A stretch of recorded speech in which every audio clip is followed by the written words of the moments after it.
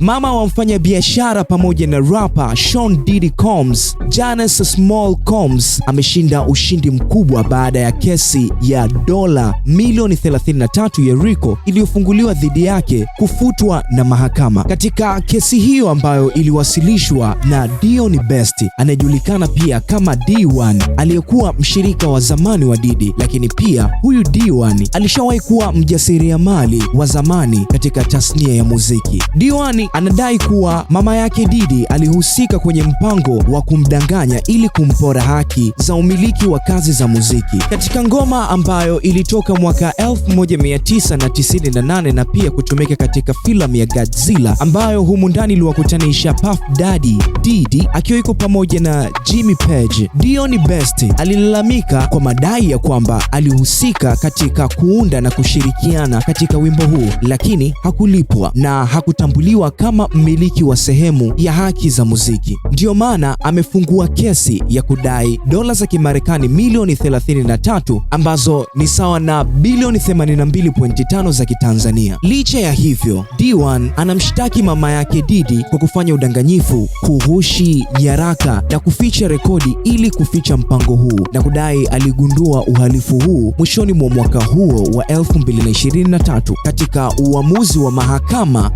ilisema madai ya D1 yamepitwa na muda kisheria. Jaji aliongeza kwa kusema kuwa maelezo yaliyotolewa yalikuwa yamekosa usahihi na vielelezo vya kutosha, hivyo hayawezi kuendelezwa. Pia inaelezwa kuwa uamuzi uliotolewa tarehe 19 Septemba mwaka 2025 ulifafanua kuwa D1 hatopata fidia yoyote, na badala yake mama yake Diddy na kampuni zake watalipwa gharama za kesi. Huyu wa kumuita Dion Best aka D1 amea timba, Nenga anasema hivyo. Hii ni WHO, ladies and gentlemen, guys kwa sisters, massive shout out to my editor Dani. Mimi naitwa Kelvin KO, daddy father of 6 babies.